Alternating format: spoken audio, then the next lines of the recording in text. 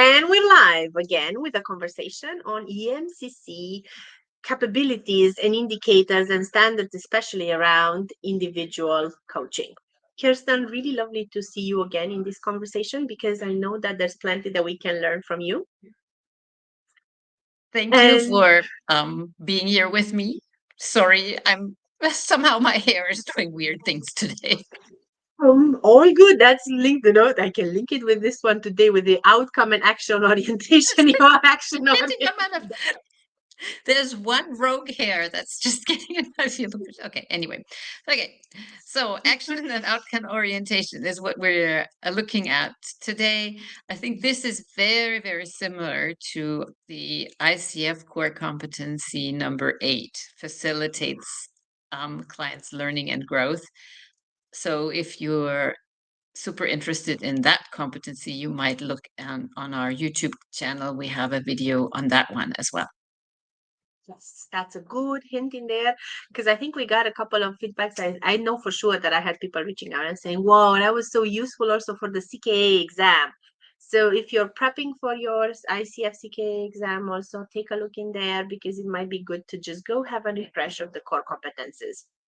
And if you're planning to apply for an EMCC accreditation, stay with this conversation because we go forward and look also on how would you bring your reflections in line also with this core standard on outcome and action orientation. Well, I have to admit that one element that I will just kind of like disclose from the very beginning that got me extremely excited about today's conversation is this wide range. Because if you look at the indicators, the first one, it says ensures the client chooses solutions, all the way to helps client explore their approach to change, promote self experiments and self discovery. So this is a wide range in there that I'm looking forward in our conversation to see how that fits. So Kirsten, same things. Let's take a look at what the standard is all about. Let's take a look at what the indicators are trying to tell us and how do we bring this in our reflections on our path to becoming an accredited EMCC coach and mentor. Let's start with what it means. Yeah, I think that's what we need to start with. It says demonstrates approach and uses the skills in supporting the client to make desired changes. So outcome and action orientation, you could see as the flip side of enabling insight. And I think the previous one is called, let me just quickly have a look, Enabling insight insight and and learning. Yes. So one is what you what your insight is, what you're learning, maybe about yourself, about your approach, about how you view things. You could say that's kind of the viewing part, insight and learning, and then the doing part would be the outcome and action orientation. I think Mark McCurgo coined this term: change the viewing and or the doing, and it's obviously nice because it rhymes, and we have a very famous German uh, kitty program where it says whatever rhymes must be good. So anyway, at foundation level, it's really about assisting the client both to figure out what they want and clarify what they really want, setting appropriate goals, and then, as you just said, choosing solutions. So the client choosing the solution, not the coach, obviously choosing the solution. And EMCC tends to be a little bit more context and systemically oriented than ICF, although ICF is also moving in that direction. And so, even at foundation level, we have ensures congruence between the client's goals and the context that they are in. And I think that is really interesting because, I mean, obviously, it doesn't help if we agree on a goal with our client that won't fit their context. And that's the lovely thing about systemic approaches and solution-oriented, solution-focused approaches as well, as we will always ask these perspective change questions around, suppose you did that, how would other people respond? So there is a built-in notion of ensuring a fit. And another thing that is not mentioned in directly in the ICF competences that I like is keeping appropriate notes to track and review client progress with the client. And with the client, I think is very important that you agree, should you keep notes, should the client keep notes, who keeps notes, what happens to the notes, how are you going to track progress? I think that's a really good question in the beginning or at the beginning of any kind of coaching process and relationship, is to make sure that the client takes as much responsibility and accountability as possible and helpful, and also to agree on how will progress be tracked. Does the client want to keep a journal? Do you want to take notes after every session? Um, and I think here for me, what is super important is that as a coach, you never take notes that you couldn't fully share with your client and that are not owned by the client. I think, yeah, just ethically, never write anything down that you wouldn't want to share with your client. If that happens and you feel like you want to do that, go talk to your supervisor, because then something I think is probably off in the relationship. And at foundation level, ensuring the client leaves the session and able to go further. So again, not making the client dependent on the coach, but empowering the client to create their own ways of their own outcomes, their own actions, and their own ways of growing. At practitioner level, it is the same as foundation, but even more fit to the client. So uh, it says helps the client develop and identify actions that best suit their personal preferences, ensures client is taking responsibility for their own decisions. So it's really about making sure that whatever happens really, really fits the client, and also making sure um, that the client has all assistance they need, all support they need to um, yeah, to do what they planned, if that seems to be the right thing. So maybe even in the coaching session, already ask the client how confident they are that this is going to be helpful. And maybe if it's about a habit change, also making sure that the client prepares for possible glitches. Because it's always easy. You want to change a habit. Let's say you want to get up at 6 o'clock in the morning, and then one Friday you oversleep, and you could catastrophize and think, oh, I'm never going to be able to do that. If in the coaching session you prepare and say, okay, suppose you do oversleep, how are you going to handle it? How are you going to get yourself back on track? It is much easier for the client to view it as a little glitch rather than complete failure. And um, that also ties in with helps the client identify potential barriers to applying actions. And uh, at practitioner level, it's about fit, and it's about increased flexibility. I think that's what you can say in all the competencies or all the core standards and capability indicators of EMCC.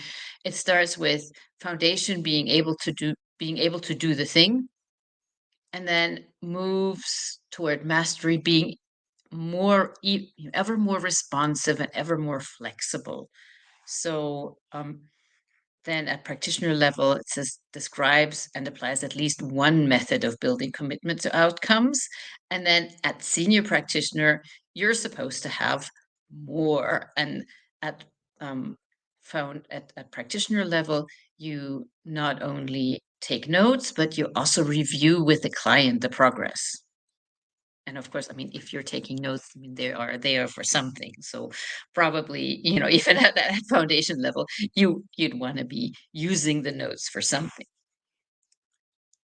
Again, at senior practitioner level, it says draws on a wide range of diverse techniques and methods to facilitate the achievement of outcomes. So more flexibility, even more systemic orientation. So encourages the client to explore the wider context and impact of the desired outcomes, and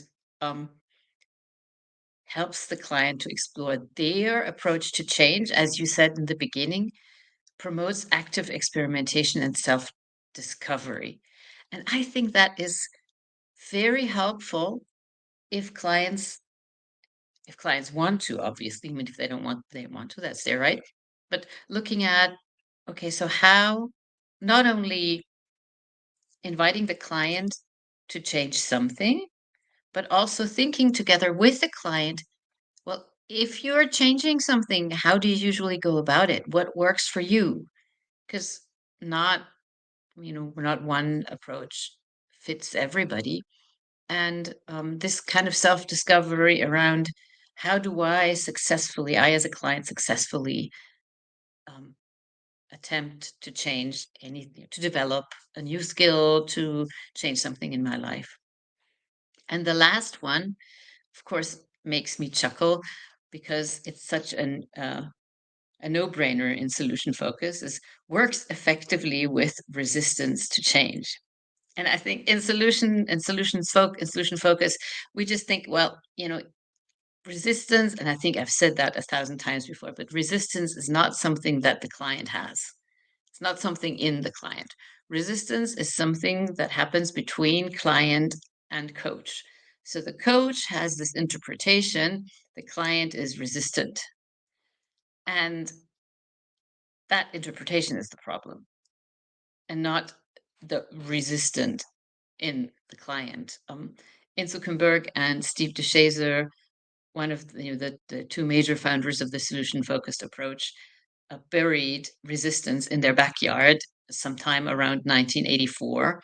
And Death of Resistance is one of Steve DeShazer's most important academic papers, and in which he explores how resistance can only be an operative concept if you, as a coach, position yourself outside the system. If you're thinking that you can observe the client objectively, which, as you know, we think you can never do. So if resistance is between coach and client, then the coach's response to feeling, oh, the client is resisting, should be, maybe I haven't figured out what the client wants just enough. Maybe I haven't collaborated with the client just enough. If the client doesn't want to do something or is resisting something, if my interpretation is that the client is resisting something, then probably the client is doing their best to cooperate with me, to show me that something is not working the way it should be working. I don't know, Christina, can you come up? I'm just thinking, having worked in a solution focused way for such a long time, I don't even know. think And an example that comes to my mind would be those moments when you hear and now comes to my mind the conversation that I heard in a mentor coaching in a recording, and I think we find also some of these examples also on YouTube on different approaches, and the client goes like, yeah, and maybe I could build up a plan, and then when I could do something, but you know what, maybe that involves far too much time, and the coach comes back and says, oh, so building a plan would be something that you want to do, and the client goes, nah, I think I need more to leave it more flexible, so that fits better with my approach. So building a plan is something that you do, and that's the moment when you experience the resistance, because the coach comes back and says, so building a plan, well, the client goes, my style is more flexible. And definitely in those moments, I think as a coach I would feel like, what's wrong? Why is it not picking up my suggestion? Because I think, and then there you see where it's really between coach and client. And you know the coach in this moment has decided that a plan would be useful, Yeah. while the client doesn't think that that's going to be so super useful. So, as coaches, the better question might be to say, oh, okay, so you don't need a plan, you need something more flexible. How is that going to be helpful for you? Or what kind of flexible, or any kind of exploration into what the client does want, and not Mm-hmm. deciding that we know better than the client what the client's supposed to do. Yeah. And, Yeah, or I mean, there are other concepts like, but they all kind of stem from the coach has something in their head, a theory, a system, good an example idea of might be, where the client needs to go, and the client doesn't want to go there, yeah. and then that's resistance. Yeah. Yeah. Or the moments when you invite a client to kind of like, so we go now explore this. And the so coach says we go that way.